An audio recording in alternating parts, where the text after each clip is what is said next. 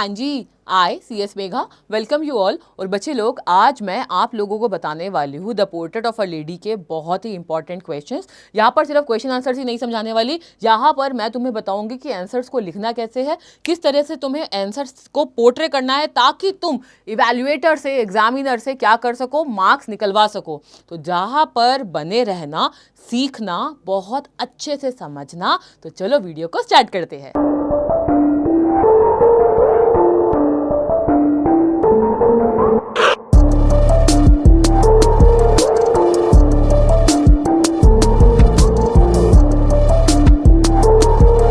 तो बच्चे लोग, the portrait of a lady आपने बहुत अच्छे से समझ ली, समरी आपको बहुत अच्छे से आ गई, बहुत डिटेल में आ गई, इमोशनल तरीके से तुम इस चैप्टर को बहुत अच्छे से कर चुके हो। अब बात आती है इसके इंपॉर्टेंट क्वेश्चंस आने की, लेकिन उससे पहले अगर तुमने समरी नहीं की, पढ़ा नहीं है ना चैप्टर, पहले जाओ कल की वीडियो में जाकर ना, पिछली वीडियो में जाकर पहले तुम ये सारे चैप्टर को समझ लो, थोड़ा सा टाइम लगा के चैप्टर समझ लो। फिर तुम जब ये क्वेश्चंस करोगे ना, तुम्हें क्वेश्चंस करने में भी मजा आएगा और तुम इसको बहुत अच्छे से भी लिख लोगे। तो ज्यादा टाइम अब वेस्ट नहीं करते और जल्दी से अपने चैप्टर को स्टार्ट करते हैं, क्वेश्चंस को स्टार्ट करते हैं। और जितने भी इंपॉर्टेंट चैप्टर्स के इस चैप्टर के क्वेश्चंस हैं वो मैं तुम्हें अभी बताने वाली हूं।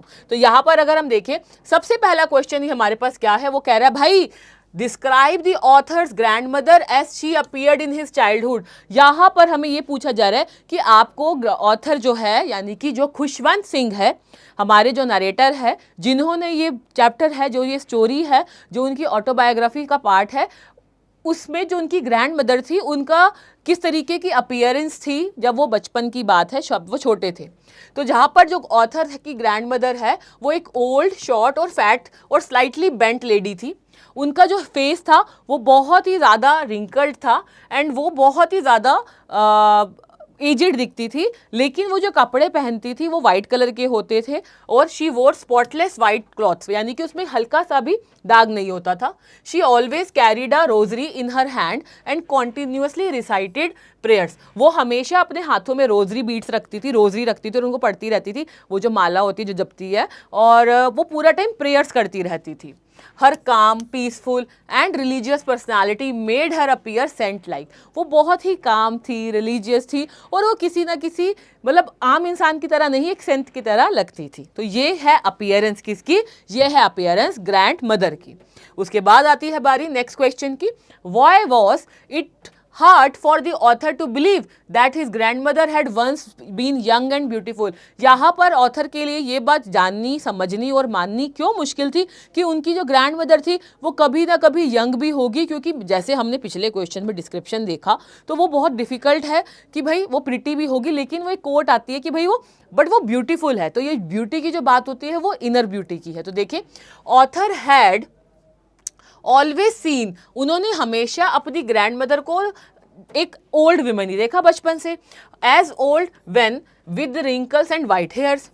शी लुक्ड सो एंशियंट, मतलब वर्ड देखो, एंशियंट मतलब पुरानी, बहुत ओल्ड, लाइक बहुत ओल्ड। हाँ, ancient and dignified that he found it impossible, मतलब ये एक इम्पॉसिबल था उसके लिए ये इमेजिन भी करना कि उसकी ग्रैंड मदर कभी यंग भी होगी, क्योंकि बचपन से ही हाँ वो उसको ओल्ड एज देख रहा है। अरे हम भी तो अगर अपने ग्रैंड पेरेंट्स को देखा है तो ओल्ड ही देखा है हमने।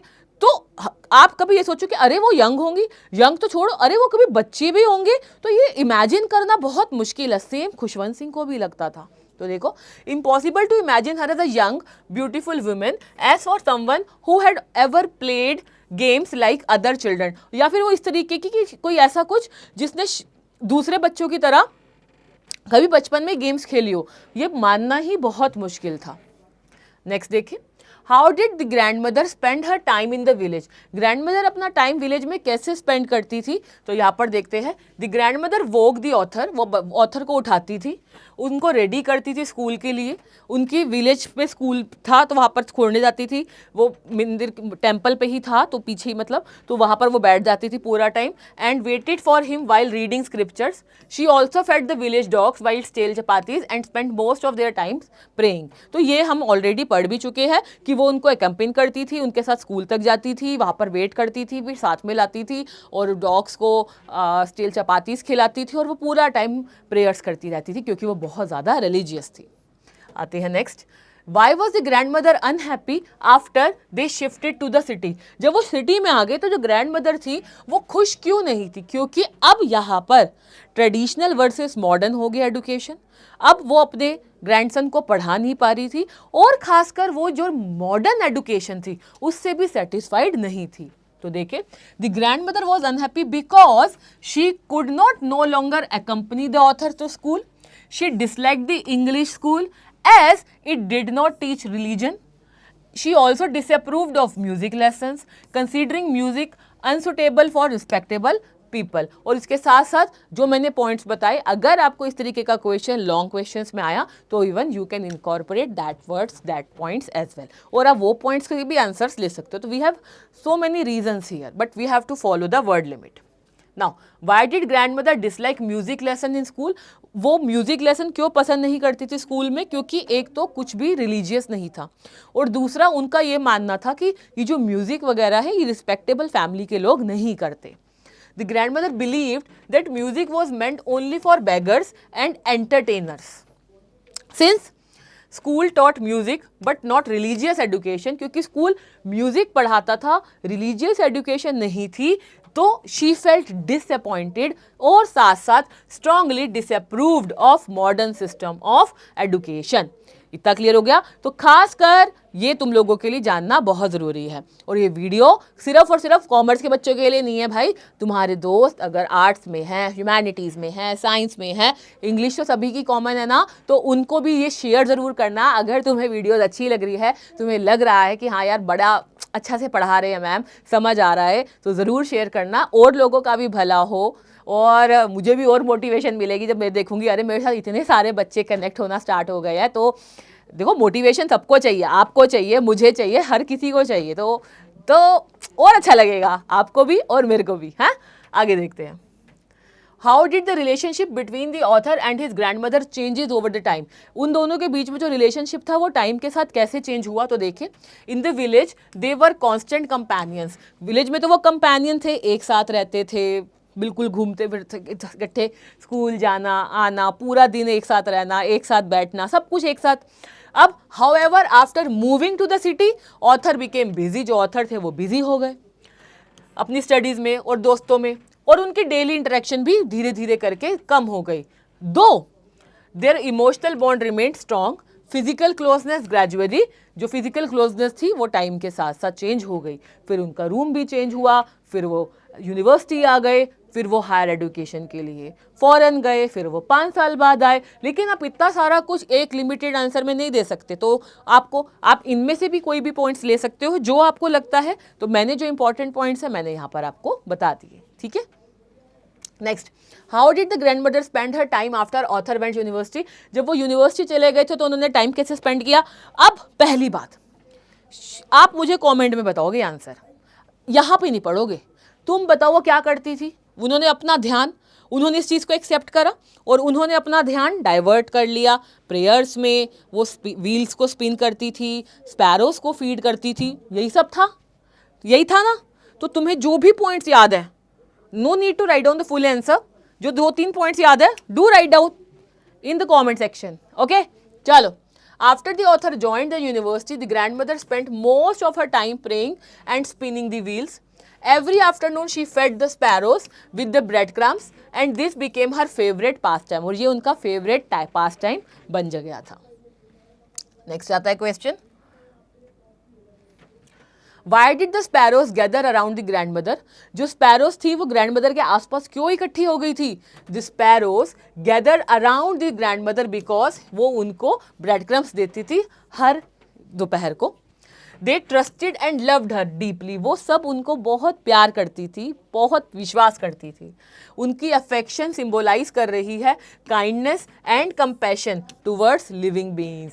किस तरीके से जो स्पैरोज है वो भी फील्स करती हैं, किस तरीके से वो कनेक्टेड हो गई थी ग्रैंड मदर से। Next question we have, what happened when the author return after 5 years, जब ऑथर 5 साल बाद आया तो क्या हुआ, ग्रैंड मदर जो पूरा टाइम अपने आप को ऑक्यूपाइड रखती थी, बिजी रखती थी, अब वो क्या हुई, वो बहुत खुश हुई। उन्होंने ओल्ड ड्रम निकाला, लेडीज़ बुलवाई, साथ में बैठ के उन्होंने खूब गाने गाए। तो वो अपने प्यार शो कर रही है, अपनी खुशी शो कर रही है कि उनका ग्रैंडसन वापस आया है। बहुत प्यार से एक्चुअली उन्होंने, जो उनका वे था सेलिब्रेट करने का, उनको वार्मली वेलकम करने का। तो when the author returned after 5 years from abroad, his grandmother welcomed him warmly. Instead of praying, she celebrated his return by singing and beating an old drum with the women of neighborhood. She was extremely happy. वो बहुत खुश थी। Clear है? चलो भाई आगे बढ़ते हैं। Next, how did grand mother die, grand mother की डेथ कैसे होती है। एक दिन पहले ग्रैंडसन के आने से, एक दिन मतलब जब पहले डेथ से एक दिन पहले उन्होंने बहुत खुश थी, थोड़ी सी एग्जर्शन भी ज़्यादा हो गई होगी क्योंकि उन्होंने बहुत ज़्यादा ड्रम बीट किया था, बहुत खुश थी। फिर नेक्स्ट डे एकदम से उनको फीवर हुआ और फिर वो बेड पर चली गई, मतलब इस तरीके से सीन हमें बताया गया। After celebrating the author's return, the grand mother fell ill, she returned that her she realized that, उनको अपने आप समझ आ गया कि अब उनका एंड आ गया और उन्होंने लोग सबसे बात करनी बंद कर दी। she spent her final hours, उन्होंने अपने आखिरी टाइम कहाँ बताया, praying peacefully प्रे करते हुए उन्होंने बिताया, while reciting God's name, जब वो भगवान का नाम लेती गई, और she passed away calmly, और वो बिल्कुल बिना किसी को तंग किए, बिना शोर मचाए, बहुत कामली पास्ट अवे, यानी कि उनकी डेथ हो जाती है। ये जो पास्ट अवे है ना बच्चे, ये एक्चुअली हमारा फ्रेजल वर्ब है। जब आप ग्रामर करोगे, जब आप वोकैबुलरी करोगे, जब मैं आपको करवाऊंगी, तब हम इसको और ज़्यादा जानेंगे। बहुत सारे हमारे फ्रेजल वर्ब्स भी होते हैं और ये तुम्हारे CUET में आते हैं। तो मेरी क्लासेस में मैंने पहले भी बोला था तुम्हें, यहाँ पर तुम्हें सिर्फ और सिर्फ यही नहीं, तुम्हें बहुत सारी अलग अलग बातें भी पता चलेगी और इसका मतलब होता है टू डाई। ठीक है, now moving ahead, why did the sparrows not eat the breadcrumbs after the grandmother's death? sparrows ने ईट क्यों नहीं की थी, breadcrumbs क्यों नहीं खाए थे, पढ़ा था ना हमने, क्योंकि वहां पर उन्होंने बॉदर भी नहीं किया कि उनको सर्व किया गया है। वो वहां पर अपना ग्रीफ शो करने आए थे, अपनी अफेक्शन शो करने आई थी। तो देखो, the sparrows silently gathered around the grandmother's body but did not eat the breadcrumbs offered to them. Their unusual behavior reflected their grief and affection for the grandmother. They quietly flew away after her funeral. वो अपना grief पता चल रहा है और वो चुपचाप से उनके फ्यूनरल के टाइम वहाँ से चली गई। उसके बाद excuse me, next what we have, What message does the portrait of a lady convey? ये चैप्टर क्या कन्वे कर रहा है message? The story highlights the value of love, selfless sacrifice, faith and strong family relationships. ये बताती है, it teaches us to respect elders, कि हमें अपने एल्डर्स की रिस्पेक्ट करनी चाहिए। Cherish family bonds and appreciate unconditional love they shower on has upon us. तो बेसिकली हमें अपनी फैमिली को वैल्यू करनी चाहिए, हमें अपने ग्रैंड पेरेंट्स को वैल्यू करनी चाहिए, और जो हमारे को वो अनकंडीशनल प्यार हम पर देते हैं, हमें उन सब चीज़ों को वैल्यू करना चाहिए। इसके बाद है हमारा draw character sketch of grandmother. Grandmother का करेक्टर स्केच बनाना है, बताना है। तो कैसी थी, सब कुछ तुम्हें यहाँ मिल जाएगा, कैसा उनका अपीयर। इसमें देखो, अब देखो हमारे को करेक्टर स्केच बताना है, ठीक है। अब हम इसमें क्या क्या दे सकते हैं, हम इसमें उनकी अपीयरेंस दे सकते हैं, इसमें हम उनका नेचर दे सकते हैं, इसमें हम उनको ट्रांजिशंस दे सकते हैं, यानी कि उन्होंने किस तरीके से बिहेव किया, एक्सेप्ट किया चीज़ों को किस तरीके से, तो ये सब हम उसमें देंगे। तो देखो, the grandmother was deeply religious, loving and selfless women. पता है, याद भी हो गया होगा तुम्हें, इतनी बार सुन लिया ना, तुम्हें याद हो गया। शी अपीयर्ड ओल्ड, वो ओल्ड दिखती थी, with wrinkled skin and white hair, always dressed spotless while white cloths. She constantly recited prayers and carried a rosary in her hand. She devoted her life to God and cared deeply for her grandson. Village में she looked after him, village में वो उसको ध्यान देती थी। accompanied him to school, उसको school तक लेके जाती थी और गाइड करती थी love and discipline. Even after moving to city, city में आने के बावजूद भी पहले उन्होंने कोशिश भी की, जब फिर भी वो नहीं पढ़ा पाई, दो उनके बीच में डिस्टेंस होने लगा, बट जो उनका प्यार था वो कांस्टेंट था. When distance grew between them, her affection never diminished. जो उनका प्यार था वो कभी भी कम नहीं हुआ. She accepted every change in life. उन्होंने हर एक चेंज को एक्सेप्ट किया, चाहे वो विलेज लाइफ हो, सिटी लाइफ हो, या यूनिवर्सिटी लाइफ हो, अकेले लाइफ हो, with patience and dignity. She was also compassionate towards animals and birds, especially the sparrows that gathered around her daily.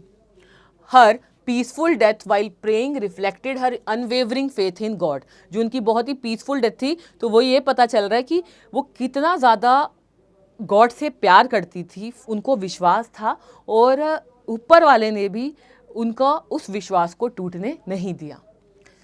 She symbolizes unconditional love, sacrifice, simplicity and spiritual strength. तो ये सब symbolize करती थी mother, grand mother.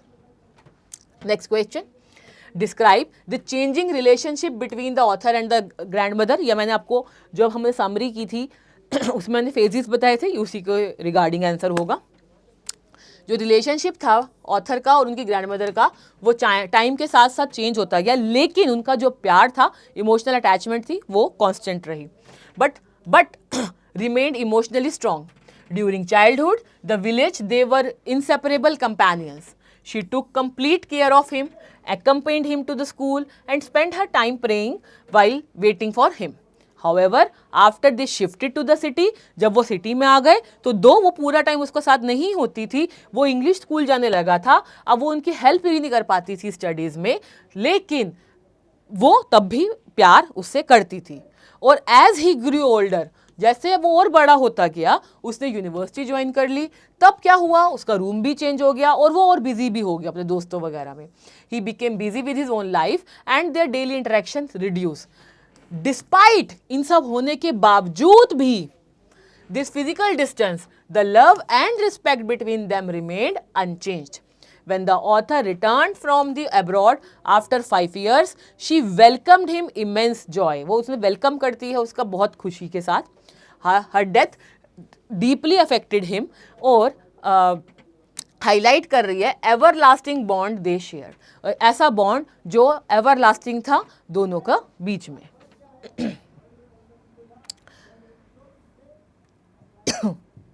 And yes,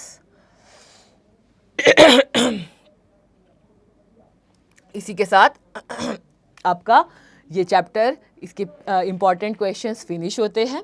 I hope आपको chapter भी अच्छे से समझ आ गया होगा, क्वेश्चंस भी अच्छे से समझ आ गया होगा, और अब आप इन क्वेश्चंस को अटेम्प्ट करोगे. तो आप लोगों ने क्वेश्चन को अटेम्प्ट करना है और प्रैक्टिस करनी है ज़्यादा से ज़्यादा सेंटेंस स्ट्रक्चर की. तो चलो आज की वीडियो में इतना ही रखती हूँ, अब मिलूंगी अगली वीडियो में. तब तक के लिए bye everyone, take care and all the very very best for your examination and preparations. Bye.